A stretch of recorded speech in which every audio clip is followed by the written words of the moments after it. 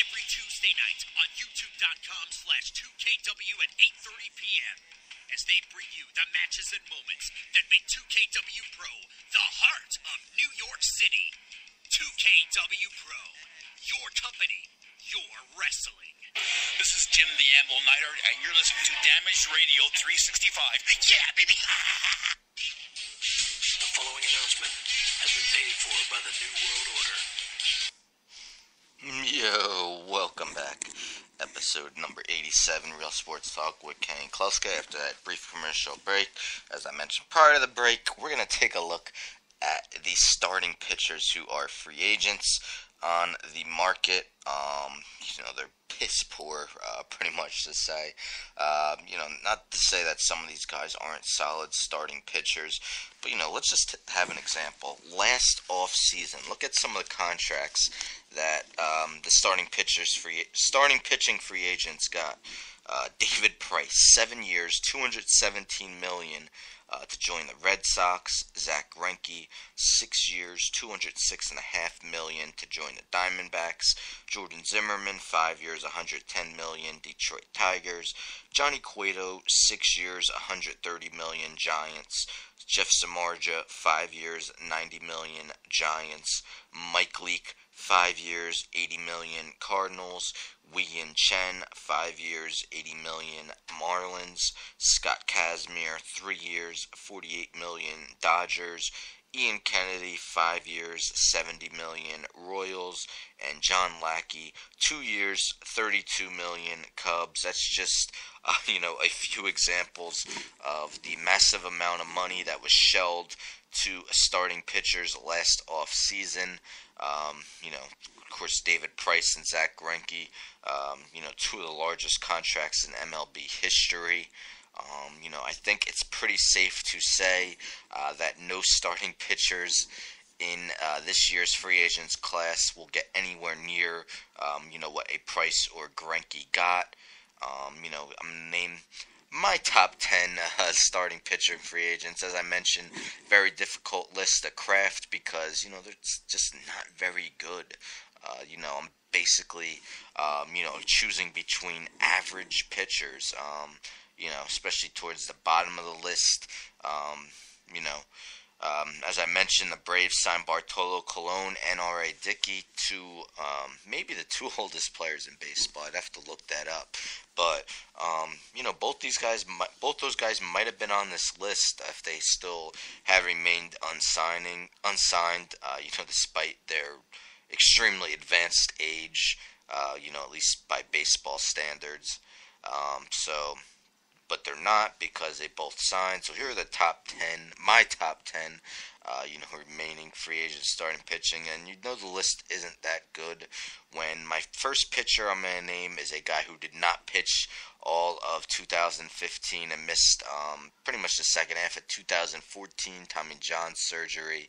That is C.J. Wilson, the southpaw. He's going to turn 36 years old on November 18th.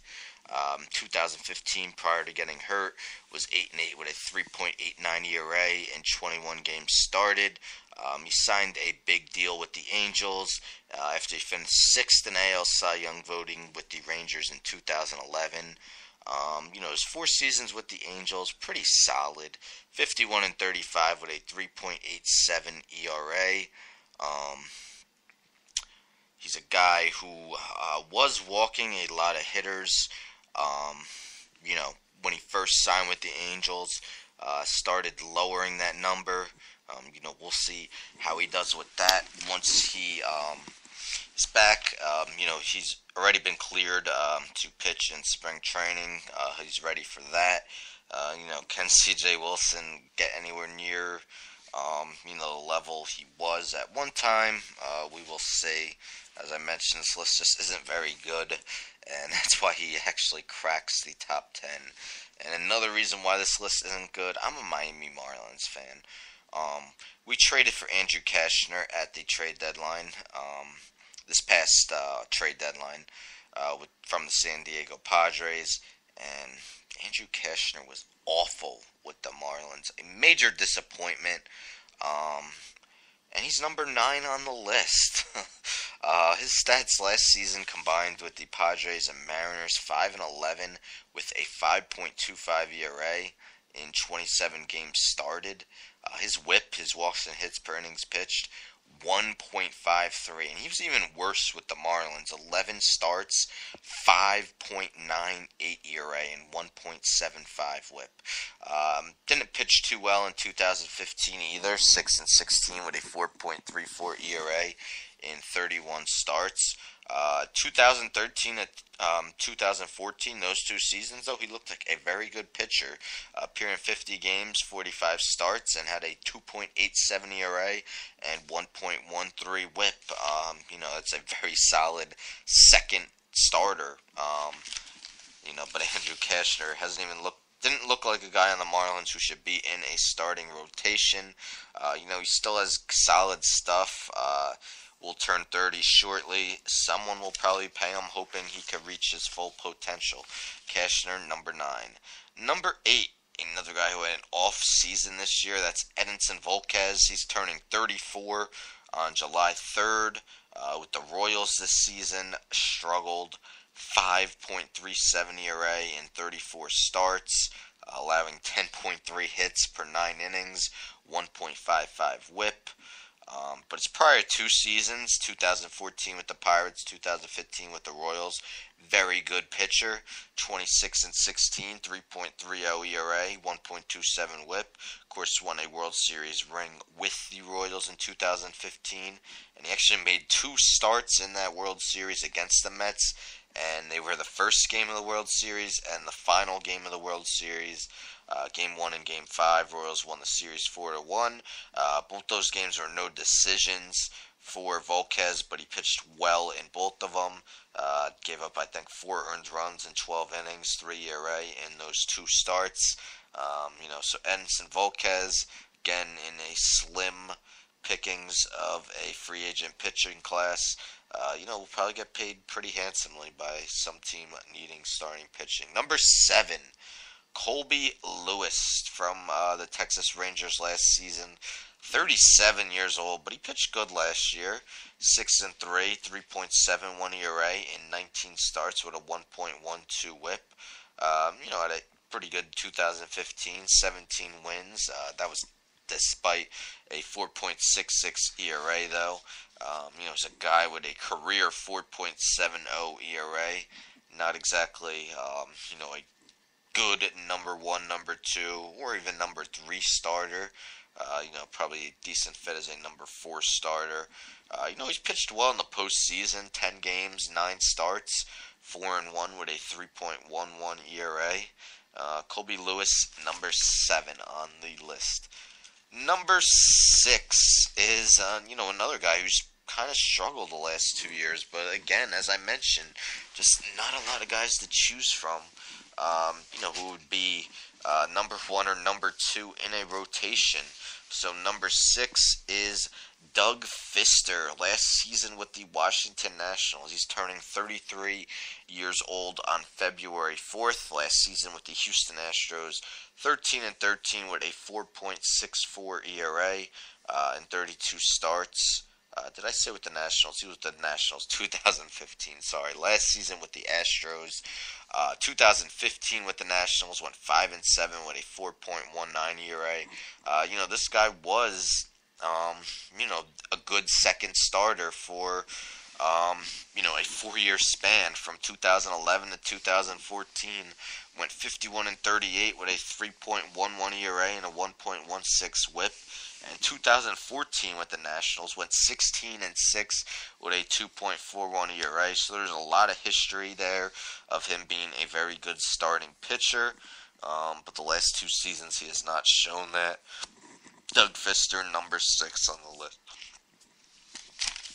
Number 5 on the list is a guy who has proven, during his career that he could be a very good pitcher. His problem has been, staying healthy. That's Brett Anderson. Spent last season with the Dodgers, the left-hander, turning 29 on February 1st. Only appeared in 4 games and made 3 starts last year. Got absolutely rocked. Only pitched 11 1/3 innings. had an 11.91 ERA. But, coming into last season, his first 7 seasons in the majors had a 3.72 career ERA. 2015 with the Dodgers went 10-9 with a 3.69 ERA in 31 starts. Another season he was injured. 2014 with the Rockies, but pitched well in his 8 starts, 2.91 ERA. His problem is, he's now played 8 seasons in the NFL, Major League Baseball, and he's only had 2 of those 8 seasons where he's made more than 20 starts. So he's just a guy that hasn't been able to stay on the field, but when he has, he's pitched pretty well. That's why he's number 5 on the list. Number 4 on the list is a guy who struggled with the Yankees, at times looked pretty good as well. But again, just not a lot of great pitching options to choose from. So I got him number 4 on the list. That's Ivan Nova. He will be turning 30 on January 12th. He was traded to the Pirates at last season's trade deadline from the Yankees. Pitched not so great with the Yankees, but pitched very well with the Pirates in his 11 starts. Went 5-2 with a 3.06 ERA and a 1.10 WHIP. 2011, 2013, very solid seasons from him as a Yankee. Still his career ERA is 4.30, allowed more than a hit per inning. In his career, 9.5 hits per 9 innings. So sometimes he's shown very good stuff. Other times he's proven to be very hittable. We're not quite sure which Ivan Nova we will get. But again, teams will pay, hoping they could bring out the best in him. He's number 4 on the list. Number 3 on the list, the guy who's also, been missing games due to injury, but who has looked absolutely impressive when he's on the field. That's Rich Hill, another lefty. He's turning 37 years old on March 11th. It's definitely a long veteran, but he's pitched so well recently that a team should pay him pretty handsomely, even though it probably won't be a very long-term deal since he will be 37 years old when the season starts. Last season with the Oakland Athletics and the Los Angeles Dodgers, whom he was traded to, he overall went 12-5 with a 2.12 ERA on the season. 129 strikeouts in 110 innings. So definitely, a very great season when he was on the mound. Very brief appearance with Boston in 2015. Only made 4 starts, but in those 4 starts, had a 1.55 ERA. Was completely solely used out of the bullpen from 2010 to 2014. So he's a guy who, despite being 37, despite pitching 12 seasons in the majors, he only has 610 1/3 career innings pitched. So maybe he hasn't put quite the wear and tear on his arm. Maybe he could pitch longer. We'll see. Last season, his 110 1/3 innings pitched were actually the second most of his career. As I mentioned, pitched parts of 12 seasons. So Rich Hill, guy who's looked dominant past 2 years. Will he stay healthy, though? Again, someone will probably pay him. He's number 3. Number 2 on the list, a guy who I was surprised that his team didn't pick up his option. He didn't pitch in the postseason as the Cubs went on to win the World Series. But that's Jason Hammel. He had a $12 million team option. The Cubs decided to decline that, thus making Hammel a free agent. Hammel is 34 years old. Last season with the Cubs, went 15-10 with a 3.83 ERA and a 1.21 WHIP in 30 starts. Was solid in his 2.5 years with the Cubs, 33-22, 3.59 ERA, 8.5 strikeouts per 9 innings. 6'6", so very tall.